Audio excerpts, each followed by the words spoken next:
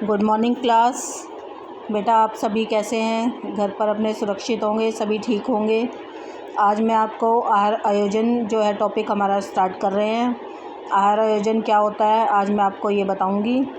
तो आहार आयोजन जो है, आहार आयोजन से क्या भाव है हमारा? आयोजन का अर्थ है किसी व्यक्ति विशेष की पौष्टिक आवश्यकताओं के अनुसार रंग, स्वाद, सुगंध आदि को ध्यान में रखते हुए ऐसे आहार का प्रबंध करना जो पौष्टिक होने के साथ साथ स्वादिष्ट हो, आकर्षक हो और ग्रहण करने वाले की शारीरिक आवश्यकताओं को पूरा करते हुए उसे मानसिक संतुष्टि भी प्रदान करे, आहार आयोजन कहलाता है।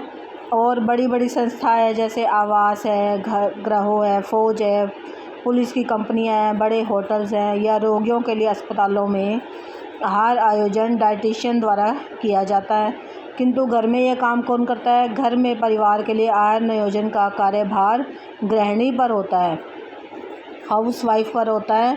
और यही कारण है कि उसे आहार नियोजन को प्रभावित करने वाले कारक, उसके सिद्धांत और विभिन्न चरणों की जानकारी होना बहुत ही आवश्यक है। तो और अब इसकी इंट्रोडक्शन जो है आप चैप्टर की अच्छी तरह समझ लीजिए। इसके अंदर फिर आपको पता लग जाएगा कि आगे इस चैप्टर में हम कौन कौन से टॉपिक अपने करेंगे। फिर क्या इसमें गृहिणी के लिए जो है परिवार का सुचारू रूप से पालन पोषण करने हेतु आहार आयोजन का बहुत ही महत्व है। उचित आहार आयोजन से वह परिवार के सभी सदस्यों की पौष्टिक आवश्यकताओं को पूरा करने का प्रयत्न करती है और प्रत्येक सदस्य की विभिन्न ज़रूरतों को ध्यान में रखते हुए वह उसे संतुलित आहार दे सकती है। भोज्य पदार्थों, उनके रंग, सुगंध तथा पाक विधियों में विभिन्नता लाकर, पाक विधियाँ मतलब कि खाना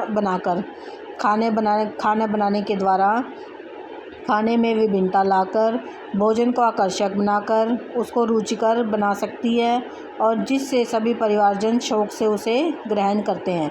अगर खाना आकर्षक होगा, देखने में विभिन्नता वाला होगा तो उसे सभी अच्छे से खाएंगे, खुश होकर खाएंगे। अगर हम खाना खुश होकर खाएंगे तो वह हमारे शरीर को भी अच्छे से लगेगा।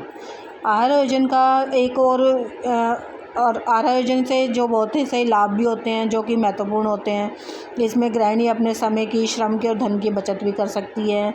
बहुत सी तालिकाएं एक साथ बनाने से समय और श्रम की बचत होती है। हम एक साथ अपना जो है मेनू तैयार कर लेंगे कि हमने इस टाइम ये बनाना है, इस टाइम ये बनाना है। एक हफ़्ते का भी मेनू हम तैयार करके रख सकते हैं। तो उससे जो है गृहिणी की समय और श्रम की बचत होती है। अगर हमने मेनू इकट्ठा बना लिया है तो हम बाज़ार से जो सामान लाना है उसकी सूची हम एक साथ बना लेंगे और एक साथ हम उसकी ख़रीदारी भी कर सकते हैं। उससे भी जो है गृहिणी का समय और श्रम की बचत होती है। और इसके साथ साथ और क्या होता है कि सोच समझकर जो बड़े विक्रेता है उनसे हमें जो है सस्ते दामों पर बढ़िया सामान ख़रीदा जा सकता है। एक साथ हमने सामान ख़रीदना है तो हम अच्छी दुकान पर बड़े विक्रेताओं से सस्ते दामों पर सामान ख़रीद सकते हैं। और आयोजन के अनुसार ही भोजन पकाने से पूर्व उसकी तैयारी करके हम समय और ईंधन की भी बचत की जा सकती है। जैसे दाल को भिगो कर रखना, हमें पता है कि नेक्स्ट लंच में हमने दाल बनानी है या डिनर में हमने दाल बनानी है तो हम उसको दाल को भिगो कर रख देंगे और अगले आहार में काम आने वाली वस्तु को पहले ही हम तैयार करके रख देंगे या उबाल कर रख देंगे। उससे हमारी श्रम की भी बचत हुई, उससे गैस की भी, ईंधन की भी बचत हुई। दाल को हमने भिगो कर रख दिया और खाद्य बजट पर नियंत्रण रखना भी संभव हो जाता है। यदि एक दिन किसी कारणवश कुछ महंगे पदार्थ हैं प्रयोग में लाए गए हैं तो आगे खर्च में कमी की जा सकती है। आहार आयोजन में हमें ये भी पता लगेगा। और आहार आयोजन के समय इस बात का हमें ध्यान रखना है कि इस प्रकार के व्यंजन बनाने की सोची जाए जो न तो अधिक महंगे हों, जो ना अधिक समय लगे जिसमें, और ना अधिक हमारा श्रम लगे, शक्ति लगे।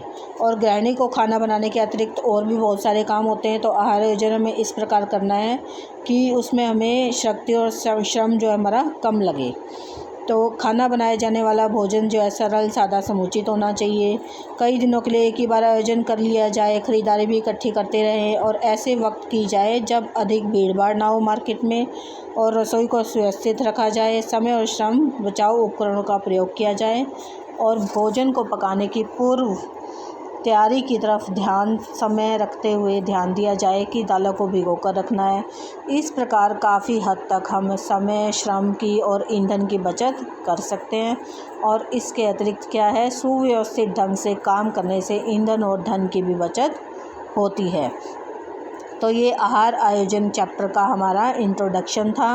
अब नेक्स्ट लेक्चर में जो है हम अपना आगे इसका शुरू करेंगे कि आहार नियोजन में जो है और क्या क्या हमारा है। अगर आपको मेरी वीडियो पसंद आती है तो इसको लाइक और सब्सक्राइब ज़रूर करें।